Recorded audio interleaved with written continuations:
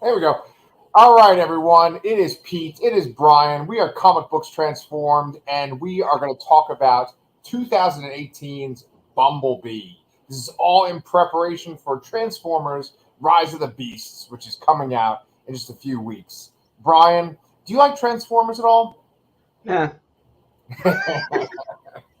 For those of you listening at home to the podcast, Brian is in Cybertron right now. Like literally, he has like the population of the planet Cybertron behind him. Yes. Yeah. To say that I'm hyped for this new movie would be quite an understatement. Yeah, but here's the thing: are you hyped or are you worried about Rise of the Beasts? I think I'm a little more hyped than worried. Okay. I think. I mean, I have to preface everything that I'm a staunch defender of most of the Transformers movies, with the exception of last night. I just don't. I can't. I to the point I disliked the last night so much in the theater that I don't believe I saw Bumblebee in the theater. Okay. Which is to me is insane. I normally go to see every movie when it opens at the crazy giant IMAX in Lincoln Center. That's like the size of a house. Like it's literally enormous, and I didn't go for that because I was so just down on the last night. And I think Bumblebee definitely helped kind of reignite my faith a little bit. Sure. It's not perfect or anything like that, but it kind of it was a step in the right direction, honestly, and honestly contains one of the best scenes in any of live action Transformers movies. Within the first few minutes. So. Right, and that's one thing that I worry about with Bumblebee, or I guess I worried before I rewatched it, was would it have the same effect as the Batman, the most recent one, the Robert Pattinson Batman? Because I feel like that movie like shoots its movie load like right away with that amazing sequence, that montage of Gotham, and then the Batman shows up. We have the bat signal. All the criminals are afraid of Batman showing up, and then I feel like everything in the rest of the movie is not as good as that moment. And then Bumblebee has this amazing Cybertron sequence. And I was like, oh, this is going to be so good. And then am I not going to like the rest? But on second viewing, I'd have to say that even though that sequence is like a wet dream, because they've already said blow load and wet dream already, 2 minutes in. But I feel like it's just a good overall movie that is made in the same vein as like things that we saw as kids, live action movies like that. Yeah, I agree. It does take place in the 80s, and it does have kind of like that, like an 80s adventure movie kind of vibe to it. Right. And I mean, Hailee Steinfeld is fantastic. We can kind of go over each of the highlights of the movie in a second, but I really like when you made these notes today that you went over the behind the scenes stuff.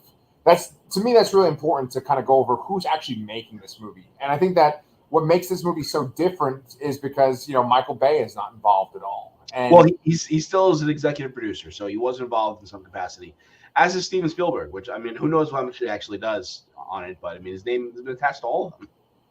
Yeah. It's kind of like, Michael Bay's not, like, completely removed from the project, but then he's not, like, directing it, which makes a big difference. So, Travis Knight, you listen to his credits in here. He did Kubo and the Two Strings. He was a producer on Paranorman, Missing Link. I think that had like Hugh Jackman in it, right? I want to say it was Hugh Jackman. Yeah, I have not. I've seen some of Paranorman. I don't think I saw Missing Link. But I mean, the real important thing is that every one of those movies is stop motion. Yeah. And I also did I forget one? Was he on the Box Trolls too? I forgot the right Box Trolls down. That would sound right. That the Paranorman and Missing Link absolutely look like they're the same kind of world or design as Box Trolls. Yeah, I believe he's involved in that as well. Well, so I mean, prior to Bumblebee, this is Kubo and the Two Strings is the only movie he's actually directed. Okay. Well, regardless of him being a producer or director, obviously he's involved with these stop motion films. And I think that like one thing that is a major highlight for Bumblebee 2018 is how expressive Bumblebee is, especially with his eyes. And that's a marked improvement from the Bumblebee of the Bay films. Like Bumblebee is so much more emotive in this movie. And I think he's a lot more human in this movie because he has a lot more time to grow because the focus is on, him and Charlie for the most of the movie. Right. And I think that probably having worked with like stop motion animation, like where you're essentially getting a performance, getting emotions from like clay or from objects. Same exact thing with Bumblebee. It's an excellent point. Yeah. Thanks. I try to make those sometimes. Christina Hodson, you have her listed as making the Birds of Prey movie, which I liked, the Batgirl movie, which no one has seen, Yes. and then the Flash. My question is she the one that has written the most, like the version of the Flash that we're going to see? I believe she was involved in the later production. Okay. It can't be post-production. It was like a post. She wrote a screenplay at some point. I think it was later on. Okay. Yeah, I mean, we've discussed this before on our channel. You know, we're Comic Books Transformed, but I actually really enjoyed that Birds of Prey movie. You did too, right? Yes, I like that movie a lot too. Yeah. Yeah. I wish we could see that Batgirl, and then Fast X. I'm guessing that's kind of fun, but I haven't seen it. I haven't seen it. I have not seen any of those movies. I toyed with the idea of going to see it because I was just bored with my son, and but he ultimately just wanted to go outside instead. So. Oh, what? This kid wants to go play in nature? Come on. This want to see a movie with Vin Diesel? Maybe. Yeah. But I was going to say, they just released a pitch meeting for Fast 10. See, I tend to not watch the pitch meetings or, anything really that I haven't seen. Like it doesn't make as much sense to me. Yeah. If I haven't seen the movie, so I can't laugh with it, Totally understand. If you ever want to watch like all the Fast movies and we could like bullshit about them on here, even though they have nothing to do with comic books, I would do that with you. Sure, maybe. Yeah. I mean, from what I understand, especially the later ones, they're basically Transformers movies without robots. Yeah. Yeah, and it seems like they have superpowers too, so we could go either way. But I mean, we have to settle for some shit. We're gonna eventually watch more BS on this channel too, so who knows, man. Yeah. You know what? Right. Speaking of Morbius, I was just before we were on here. What? I was watching the game, like the extended game trailer of the new Spider-Man game. Oh yeah. Oh boy, man! I always knew that like there was a good Craven story around. I mean, there is good Craven stories, but he should be a higher tier than most consider him, I think. Yeah, well, I thought that Jason Momoa was going to be Craven in a movie, but it's the guy that played Quicksilver, right? Yeah, Aaron Taylor Johnson. Yeah, so Kick-Ass and Quicksilver. I just think it's so funny that he was this tiny little nerd, kind of scrawny little nerd in Kick-Ass, and he clearly bulked up for Quicksilver too, and probably even more so for this. Yeah, I mean, I haven't watched I know there's one with like Craven. Like right away we see him. He looks real imposing. And I've seen footage where like Spider-Man kind of like comes over a barn and he's got like the symbiote on him and it's kind of reaching out like Dr. Octopus's tentacles. I haven't watched that full clip though. Yeah, I was maybe a minute from finishing it, but and the Lizard too. Lizard looks awesome. Nice. I'm real excited for this game. And you get to switch back and forth between Peter and Miles too, which is extra awesome. Oh, that's cool. And then is it like Venom voiced by Tony Todd? I believe so, yeah. Oh, that's hot. Yeah. Dude, we have just like talked about like 15 fucking things that aren't Bumblebee. Yeah. Sorry. All right, so let's go back. So in your notes, you were talking about how the reception it did poorly financially. Like basically at the box office, it had a 21 million opening weekend. It made 127 million domestic and then 340 internationally. But the budget was 467 million. No. That was the total take was 437. The budget was 135. Oh, what a fucking idiot. I'm reading this. Yeah, the movie's going to cost 467 million, even though that's yeah. I mean, that's a little excessive, I think, but yeah. Go ahead. I was going to say that it's interesting. I really do think that The Last Night really lost a lot of goodwill. I think there was already kind of a downturn domestically with Transformers. The highest grossing film domestically was Revenge of the Fallen. And then it went down as it each time afterwards, that domestically, and increased internationally, with the exception of Last Night, which had less, and then this would have even less than that. Yeah, it's so funny because like I remember Revenge of the Fallen being like this big financial hit, but like everyone admitted that it was this shitty movie, Yeah, it's a pretty shitty movie. It's a victim of the writer's strike. How much of a difference that could have made, who knows? Yeah. It might have been a turd either way. You never know. Yeah, and I'm hoping that this writer's strike doesn't fuck up Transformers 1 Which just got pushed back. If you didn't hear, it was supposed to be July something, and now it's like September. Okay. That's another important part about Bumblebee. Each of the Transformers movies previously released in June. Prime time summer blockbuster tentpole time when everyone goes to the movies. This was released the week of Christmas. 2019, which is, I know Spider-Man has had success in that slot. We know that from both Into the Spider-Verse and No Way Home. Yeah. But I don't think it's traditionally as strong of a time frame for movies to premiere. Yeah, for blockbusters. Yeah, I agree. I mean, they did kind of switch things up. Like, I know that like Star Wars would always come out in May, and then with the new sequel trilogy, it started to come out around Christmas time too. That's true too. Yeah. Yeah, but it's funny. I remember seeing this in the theater, and the movie itself is such a summer movie, right? Like it's at like a theme park for a lot of it. And they're driving around. I mean, it's California. It's Southern California. I mean, it's yeah. That could be like that in December, I guess, too. But you mentioned a little bit further down in the notes the music, and when I think about the beginning of this movie, and when I think about the theme park, I think about the music. We're of course going to talk about the Cybertron part, but we need to build up a little bit after we just blew our load. We have to. We'll get to that Cybertron part in a second.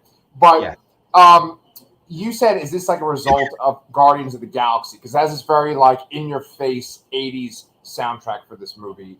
And to me, I feel like there is a distinction between when you apply a soundtrack appropriately and like when it's just like, oh, here's this, remember this. And I feel like, unfortunately, Bumblebee is more like the in-your-face remember this. Yeah, it's an in-your-face remember this because they have to get, drive home the fact that it's an 80s movie. Yeah. Because, you see giant, robots that turn into cars and jets and helicopters and shit. And, it kind of, and they're trying to say, like, yes, this is different than the last movies. We're in a different time. So we have to remind you by playing old music to, to keep keep it all together. Yeah. And, like, I feel like in all the things where they just overdose on movies, I guess two is set up the, the setting, right? Like you're saying. I feel like they just like really shove it in your face in the beginning, and then it gets like they sort of like peter it out more towards the end. And in this one, I felt like it was one after the other. It has a couple of songs I really like, but I feel like some of them are just like so obvious. Like, okay, yeah, it's the 80s, we get it. Of course, as Stan Bush's "You've Got the Touch." Yes, of course. Yeah. But I mean, I appreciated that it all sounded like music that the character would listen to. Yes. A lot of the Smiths. They referenced the Smiths in the movie. So on one hand, like I agree with you that it's more in your face, but it's not like totally. I think it does help color Charlie a little bit. Yeah. I think you're right, and there is a sort of like emotional beat where they use music at the very end because like Bumblebee goes to go fight the Decepticons and he wants Charlie to stay out of the way, and that's where he has the ability to like use music to kind of communicate, and he plays a Smith song of like I don't want you to get hurt is one of the lyrics, and I didn't pick up on that the first two times I saw it in the theater. I was like, oh, that's cool that like he's using like the specific band that she really likes to get the point across to her. And especially previously when he heard the song and he ejected the tape immediately. Shoots the tape out. Yeah, I love that from the trailers. And that brings up a thing that I wanted to talk about too. It's not in the notes, but like just going back to that sort of fact that the director made these stop motion movies and he was making animated movies. There is a layer to this movie that it's like it's more creative looking than if just some generic hired gun director would make. Like there's a couple of shots in this movie where you're like, oh, okay, it's interesting that they shot it this way because otherwise it could be just very standard. A lot of it is generic, but like there's like shots where like, for instance, when he shoots the tape out at her, you see it from like the tape's perspective, like flying out at her face. I think that's cool. There's a shot where she like takes a part out of Bumblebee and she's like looking inside of him, and like you're looking from Bumblebee's like inside out at her. I like little touches like that, which just make this movie like a little bit more than just like a generic adventure movie. Yeah, totally agree. Yeah. So let's talk about what you put for the plot. Okay, so the Decepticons are hunting the Autobots. There's no crazy MacGuffin, thank Jesus. This is in every fucking Transformers movie. So is it a positive or negative to me? It's an absolute positive. I love that there's no fucking like in ancient Earth past this happened. Like fuck that. Yeah, I again agree. The smaller scale helped this movie a lot. And this is one of the things that has me worried. One of the reasons why I would be worried about the newer movie. The newer movie definitely seems to have that end of the world MacGuffin-y vibe. Yeah. That's. I mean, I'm not saying it's a strike, but it's a potential strike against it. Yeah. I think this movie, the new movie, is going to be more like the Bay movies than we think. But I think it's going to learn a little bit from this movie, and I certainly hope it does. But this is clearly one point that it's not. Yeah. I mean, in every single live-action Transformers movie, it seems that it's crucial that you have one young human character, and then you have like an Autobot counterpart for them. Bumblebee has been that character pretty much every single time, but now we're gonna have Mirage for Rise of the Beasts, and yes. I think that, like you've already said a couple of times, the relationship between Charlie and Bumblebee is really great. It's like genuine, and he's not just like the comic relief. Like there's a genuine care. Like what's weird about the Shia LaBeouf Bumblebee relationship is that sometimes he kind of seems like Bumblebee's like his pet, and he seems like he cares about Bumblebee, but he kind of does treat him like an object. Like women, like so much in the Bay films, so many things are treated just like objects, including the Transformers themselves. Whereas in this movie, Bumblebee is like a creature that Charlie cares for and wants to take care of. Yeah, I agree. Hopefully, maybe there'll be sort of like a friendship between, Mirage and whatever the fucking human counterpart's name is. Noah. Okay, thank you. And looking at the couple in this movie with Charlie and the boy that like tries to get with her, it was almost like if you made this movie like a little later in time, it could have been like their kid. Well, yes and no. You mean Sam could have been their kid, or no, the Noah could have been their kid. Right, the kid in Rise of the Beasts. Interesting, yeah, that would be interesting. But I think that the human characters from this movie are not going to be present whatsoever.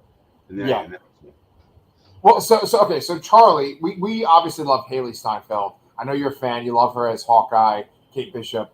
I love her too. I think she's great in every movie I've ever seen her in. Let's talk about the other people that are in this movie, though. Since I mentioned her little kind of boyfriend guy, what do you think about him in this movie? Memo. Yeah. I forget the actor's name, but I always remember. He's in the Tom Holland Spider-Man movies. He's always one of the guys in the little newsroom at the high school. Oh, okay, yeah.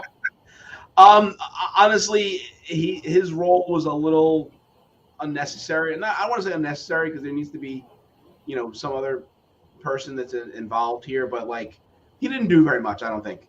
No, I don't think he had much to work with. I don't think he did very much. So, really, Charlie is 100% the heart of the movie, other than Bumblebee. And I would say that I honestly didn't care too much for any of the other human characters. Yeah, unfortunately, not even John Cena. I remember being very hard on John Cena when I first saw this movie. That was obviously pre-Peacemaker. Yeah. Now I love John Cena because I could see the kind of comedic range he has, but I don't think he had much to work with here. So he has the best line in the entire movie where he's like, "They're called Decepticons," like it's in their name. Like that's one of the best jokes in the whole franchise of the live action. Yes, and 100% is, yeah. Yeah. But yeah, I know what you're saying. He is very one-dimensional. He actually does have a really good. I mean, it's not really a good line, but his comedic timing is really good when he's meeting with Charlie's mom and like her stepdad figure, and the guy's like, "Oh, I once stole some Malamars when I was a teenager." He's like, "We know." Do you remember that? Yes, and they do a quick cut after that. That was a good joke. Yeah. I love that too. It's funny. There's a couple of funny beats, but so the kid's name is Memo. Memo, yeah. Memo. So with Memo, I agree with what you said. Like the actor didn't have a lot to work with. He kind of feels like a little bit like he could be forgettable, or like, oh yeah, he's in this movie too. He doesn't really play a prominent role until the third act of the movie, where he's there to kind of help Charlie and just be that other human that's going to support her. But I think he does a good job. There's this weird scene where like Charlie gets him to take his shirt off, and I was thinking of like plot wise, why is that necessary? Yeah, I didn't get that either. It's like he's, she has a two shirts on. He's got one shirt on, and then that. But she's not interested in him that way. I mean, she clearly makes that very clear throughout the movie. She's not interested in that. So it was really weird to put that in there. Yeah, and also just like showing how not interested she is. Like the last beat before the title card comes up, because there's the thing after the title card too. But like the way the movie ends with the title card, it's like he kind of awkwardly goes to touch her hand, and then she goes, maybe not yet. And like they look at each other awkwardly, and it's just so fucking awkward of a moment. Very awkward, yeah. And it just goes, Bumblebee! It's like, thank God they show Bumblebee and Optimus after that, because it's just such an awkward way to end the movie. I mean, especially they show that. I mean, obviously you needed to see, you saw Bumblebee reuniting with Optimus. Yeah. Fucking trailer.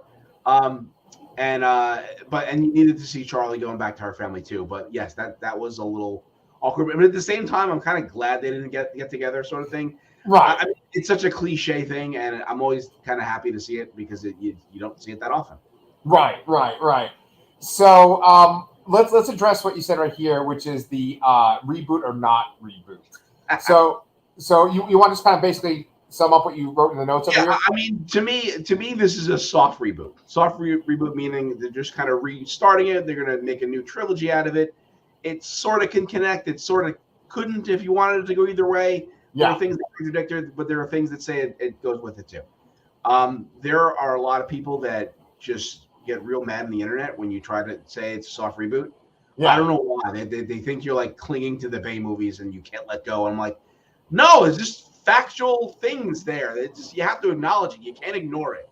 Yes, it could be a hard reboot, but I mean, the producers of Rise of the Beast are basically saying that there is a path here that connects to the other movies. Like they mentioned Optimus's character arc and how he's not quite the person, the character yet that he was in the 2007 movie. So they clearly are trying to connect it in some way. But to me, this is an X-Men First Class in a situation where, yes, it sort of works, but there are so many contradictions that it's like funny, Yes, I mean, in your notes you mentioned how Megatron is not in the movie, but originally I think Megatron, they did have it that he was going to be in that Cybertron sequence.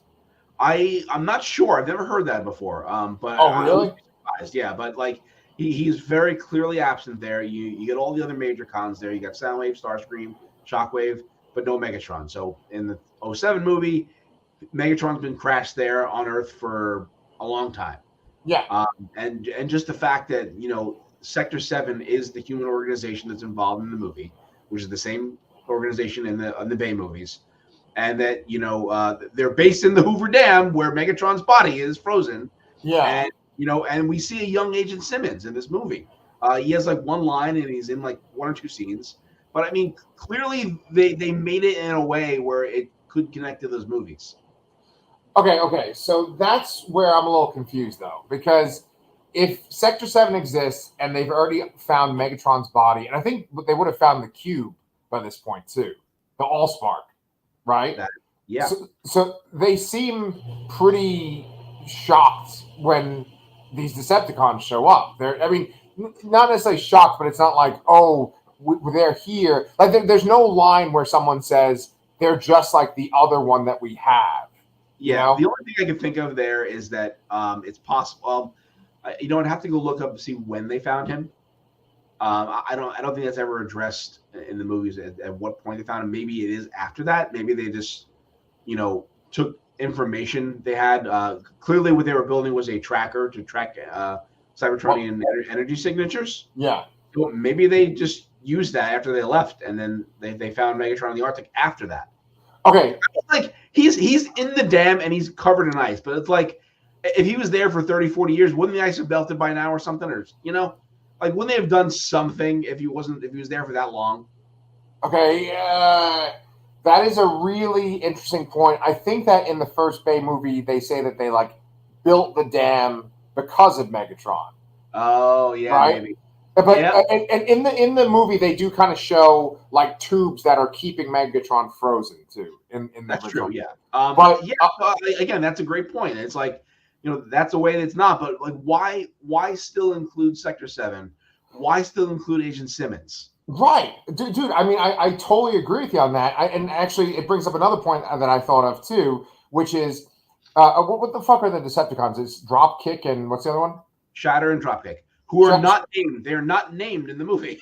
Okay, all right. So Shatter and Dropkick, they essentially have like created internet on Earth in the 1980s, and it's like, wouldn't they find Megatron if they're like connected to everything too, like electronically? Well, I mean, I get that they found Bumblebee because of this crazy power surge he had when he stuck his finger in the socket. Right. So I imagine that Megatron is deactivated currently. He's on ice.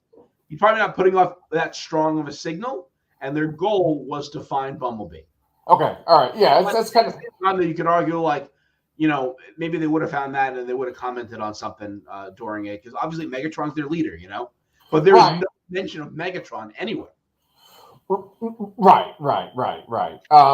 Yeah, and all this stuff is like hand wavy stuff of like, oh well, this explains why this, but like, I remember that in the first Bay movie, they find Megatron. Like Frenzy goes onto like Air Force One and is able to find Megatron by like hacking into Air Force One. So it's like they're kind of hacking already with the Sector 7 people, but whatever, it doesn't matter.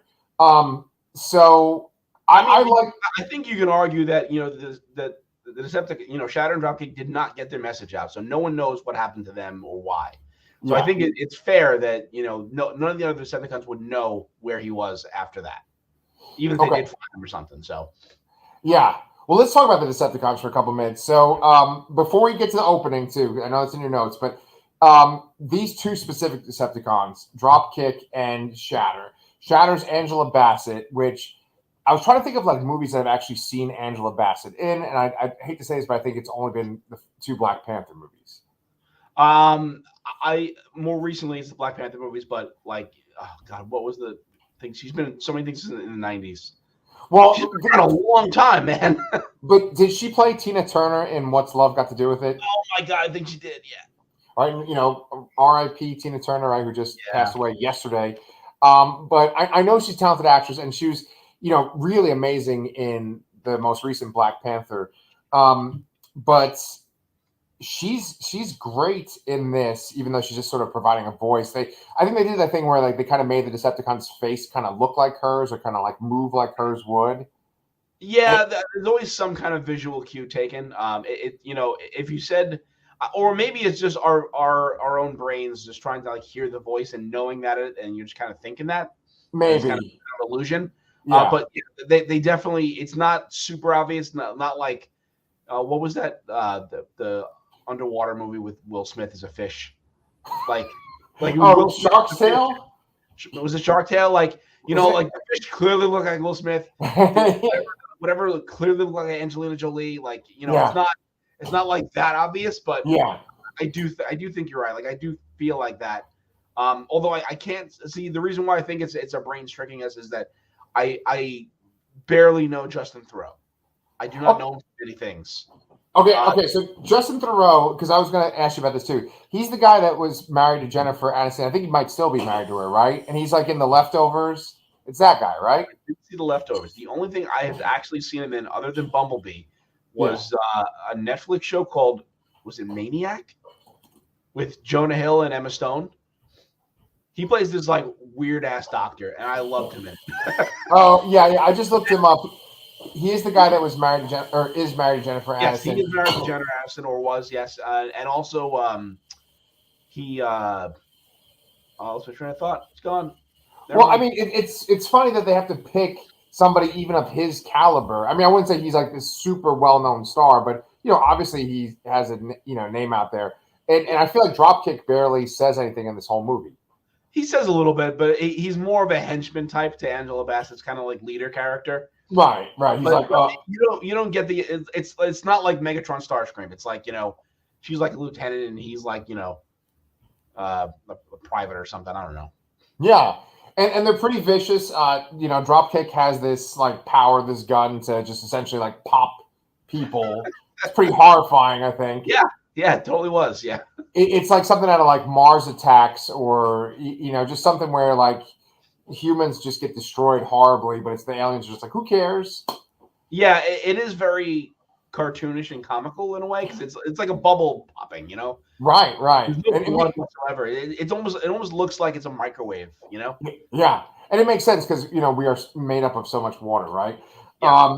But I like that would they be considered triple changers because they can turn into two different things? Okay, yeah, that's something that we don't really see in any of the previous movies, and that was one of like the cooler gimmicks to me. The toy line when I was a kid, like obviously the best thing was combiners. Like there's no argument there for me. Yeah. City bots were awesome because they're just the size of them. Yeah. And triple changers. I mean, half the time they looked, they're a little suspect because some mode has to suffer. But the idea they can be three things instead of just two is awesome. Oh, well, here's this. I don't want to like risk my Transformers card, but Blitzwing is a triple changer too, right? That's correct. Well, the original Blitzwing was not the Blitzwing in this movie. Okay, right. Because like the original Blitzwing is a tank, a jet, and then he's a bot too. Yeah. Yes. Okay. So then, and I love Blitzwing from the '86 movie. He's in such an awesome part. But in this, first of all, he looks like Starscream when you see the trailer and stuff. Yeah, no, when you see the trailer, you absolutely think that's a Starscream redesign. I mean, on one hand, I'm glad it's not because he dies immediately. Yeah. Like, man, like that's the thing that sold me in the trailer was that transformation. He's the jet, and you see him charging forward, turning into a robot. That completely sold me on the movie. Yeah. Well, I love that. I actually love that sequence where he's fighting Bumblebee. He's so mean to them. And that kind of goes along with this thing that I sort of forgot about, but watching it a third time, I was like, oh, yeah, I remember that it's very much like the Decepticons have conquered the Autobots, and they refer to the Autobots as like the Autobot rebels. It's like the Decepticons. It's not like this idea of that they're two equal factions and that like Cybertron is destroyed. It's like the Decepticons have taken over and Cybertron is destroyed. And like they try to play it off with the humans like, oh, the Autobots are the dangerous ones. But they are very deadly. And when you get introduced to Dropkick and to Shatter, they just fucking kill Cliffjumper, Poor Cliffjumper, who's turned into a long string of just cameos and deaths. Started with Transformers Prime, happened here. Yeah, he died at the very end of the IDW comic. His legacy now is to die, unfortunately. Yeah. I mean, that was real brutal when I saw that. I was like, okay, and that was smart too because Cliffjumper he's the same. He's Bumblebee, just different colors. Yeah, essentially. Well, the almost a little different, but he's essentially the same size. Looks very similar. So yeah. So all right. So then we've gone through a couple of your notes right here, but I think we should. Why don't we just talk about the opening sequence, and then we can talk about the end of this movie? It's the greatest thing I've ever seen in my life. Honestly, when I first saw the scene, like my jaw was just on the floor. Everything here, I mean, Cybertron and everything looks so different from the Bay movies. This is what I wanted to see originally when they said Transformers movie. Like I wanted to see them sort of look like their cartoon counterparts. Yes, and that's what it is. Like they look alien, they look different, but they look sort of, I mean, as realistic as you can possibly say, and I think it works. Like you don't need to have it be a gazillion gears and some barely splattered on colors to, like the Bay movies and those designs. I think everything worked here amazingly. Yeah. Well, so many people have talked about the Transformers movies. They've talked about this movie. And one major distinction, and I know a lot of people have said this, but it's like the Decepticons in the Bay movies are like these just metal monsters that look like crabs, right? Whereas in this, they're like clearly the toy they're inspired by the toys, and they have distinct colors. Well, Shockwave. yeah, 100%. No Decepticon has color or very few have color. The Constructicons do, and maybe some of the guys in Age of Extinction, but for the most part, they're just black and silver, and that's it. Yeah, or like gray, right? Like Starscream's gray, Megatron's gray, Soundwave is gray, right? But that's the great part about this opening sequence, and it just cuts right to it. Cuts to Cybertron. Like the first thing, like the first shot of the movie is just Cybertron from above. You see a whole bunch of Autobots. I mean, basically, do you want to just name off all the Autobots we see? Yeah, obviously, you see Optimus, you see Bumblebee. You do see Cliffjumper very briefly. There, you have Ironhide and Ratchet, you have Brawn, and you have Wheeljack and RC. That's right. They do show Wheeljack. That's right. Okay. Yeah, and Wheeljack does have his classic look, unlike he looks in the new movie coming out. Yeah. Okay, that's interesting. And then what's his Hound? Right? Doesn't he get shot right in the very beginning?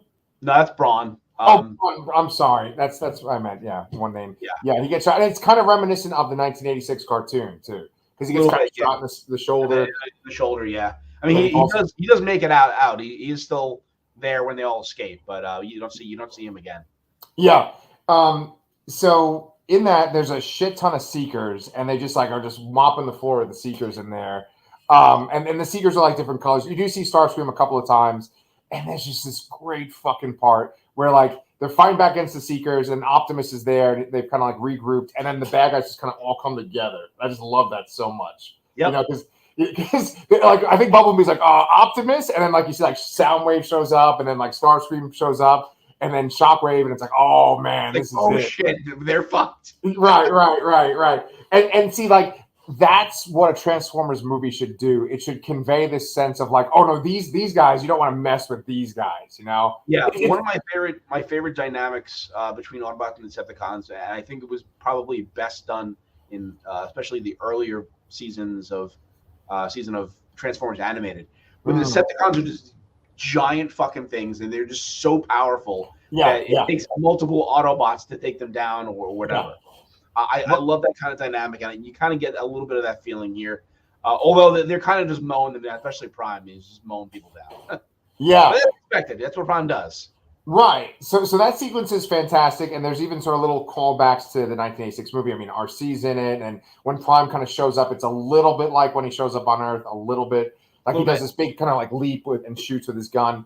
But what's weird, what always takes me out of that sequence is he says, "Where's B-127?" And it's wait, why does he have a number designation? And I understand from a logistics sense, it's why would he be called Bumblebees on another planet, right? But it's just I'm not used to Transformers having numbers for names. Yeah, it's I mean, they have to give him. They have to add the scene where Charlie kind of names him. Later on, but it is definitely a little weird because he's B-127, but clearly Cliffjumper is Cliffjumper, and Prime is Prime. I don't think they name anybody else. Yeah. But it was a little weird. I get why they did it, but it definitely is weird. So I have a question for you because you know this stuff way better than I do. Before the first Bay movie, was Bumblebee just not really? I mean, I understand that Bumblebee is super popular now. It's always with Transformers, it's people think Prime, Megatron, Bumblebee, and then that's I would argue some people say Bumblebee before Prime even. Yeah, right. And so I understand. What I'm just trying to get at is Bumblebee.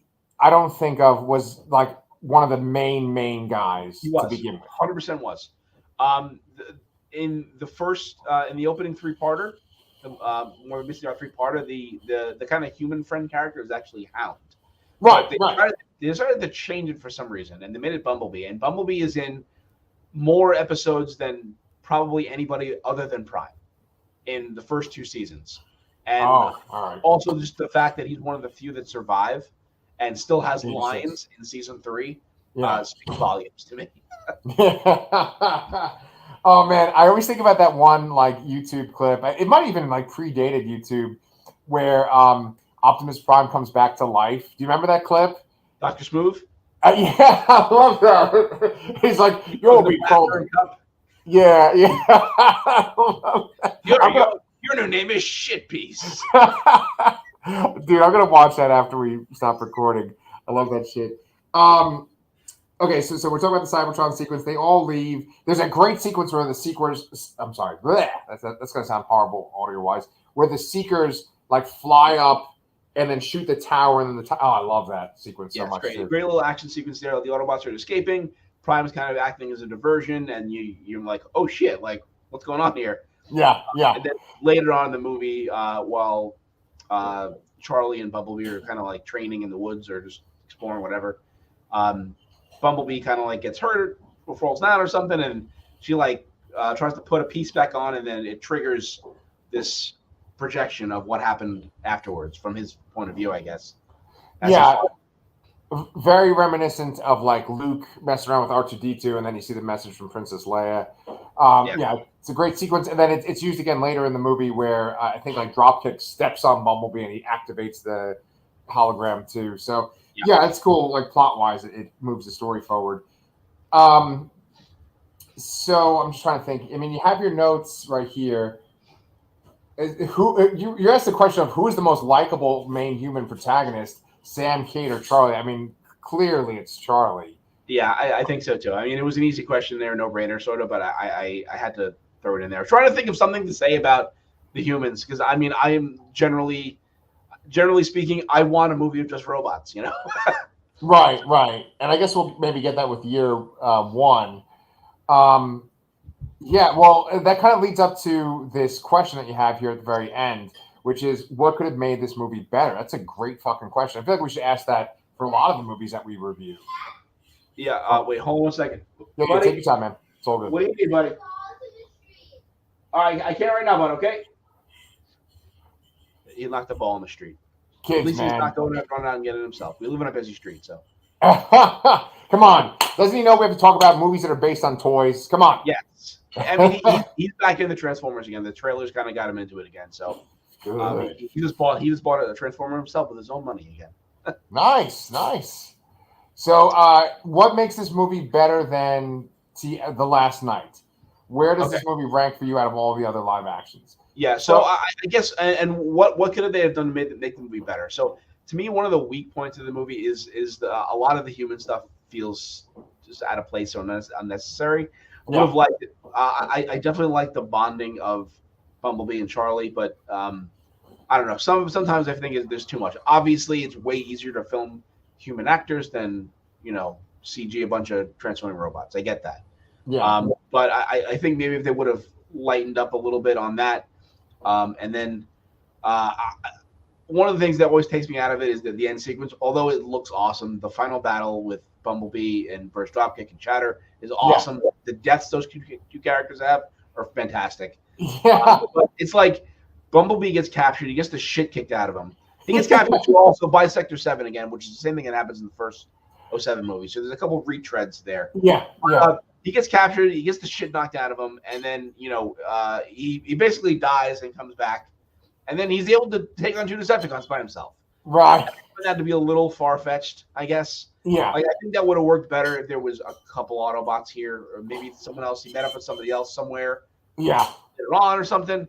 I always think about Short Circuit when I watch this movie. At the end, Johnny Five is kind of like he's got to go save whatever. I don't exactly remember, but he's basically he's running out of power basically, and he's trying to accomplish his mission. I think that would have added a bit of danger, I guess. Sure. I would have appreciated it. I think would have helped balance out. They would have added some other characters.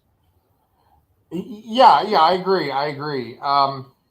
It's funny because for me, what messes it up is like the kind of like cliche things, like Charlie, her dad died, right? So she wakes up in the morning, she puts on her headphones, and that's kind of like almost like Star-Lord too, where it's like you gotta have music playing, and that's the 80s music once again.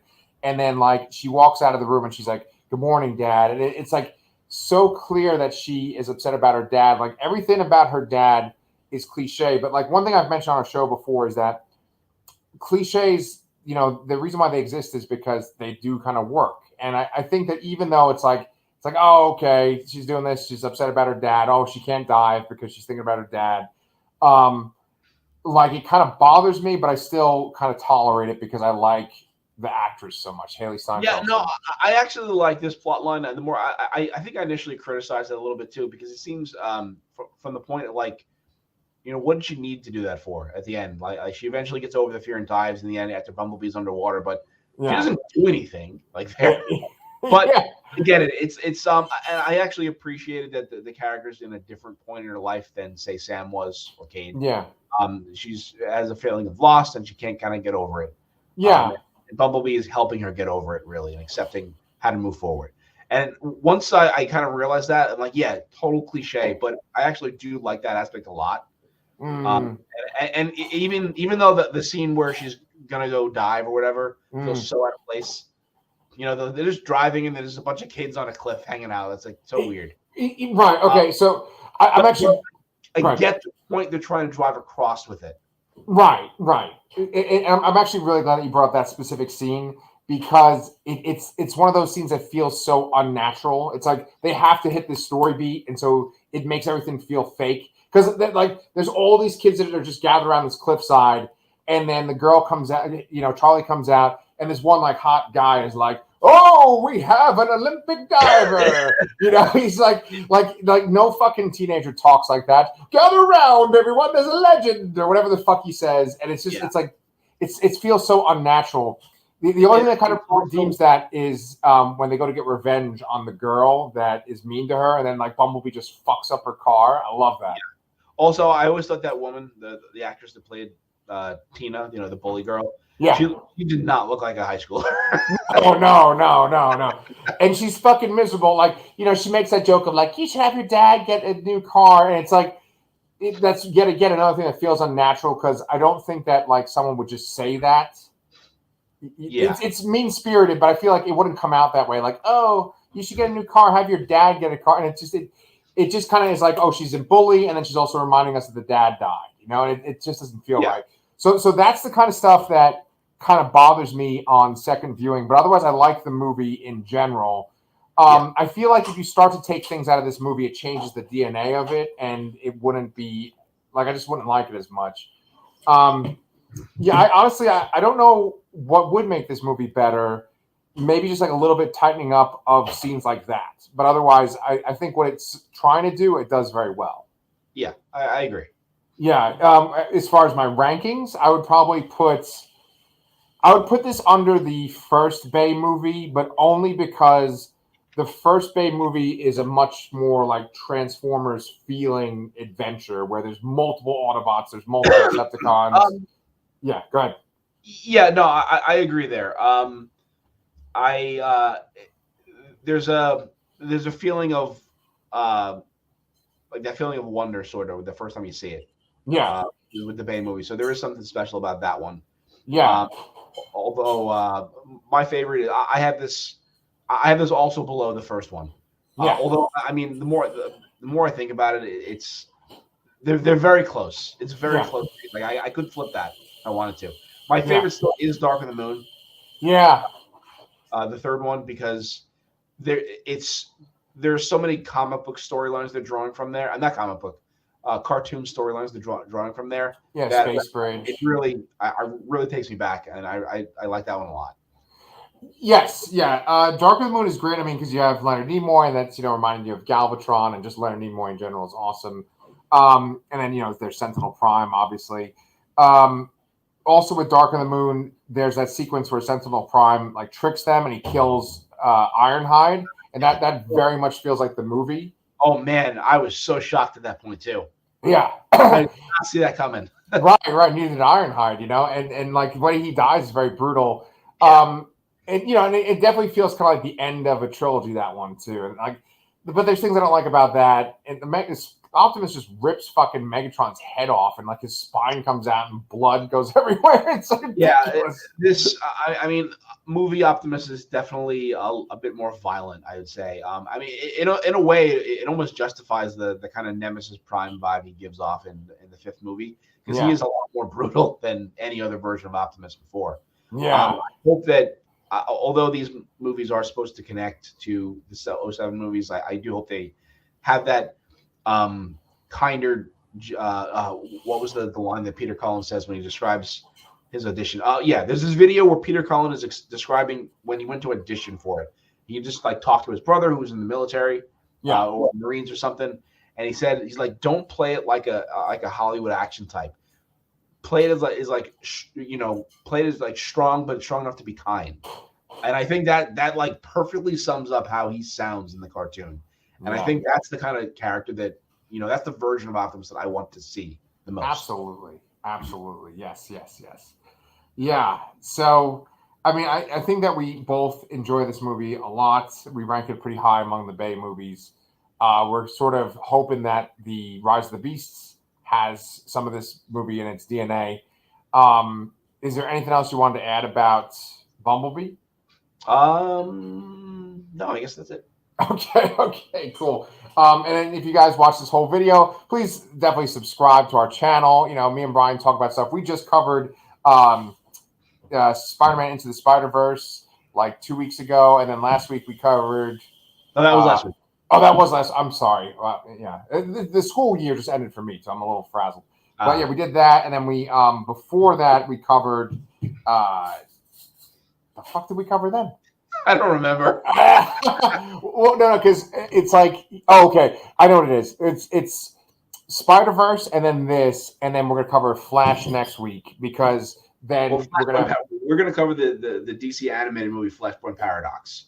Correct, right, and that's because like in the movies we're gonna get Across the Spider-Verse, Rise of the Beast, and then The Flash. So, yeah, we got a lot of fun stuff coming up. We hope you guys can join us, and you can also just leave some comments. Let us know what you think about Bumblebee too.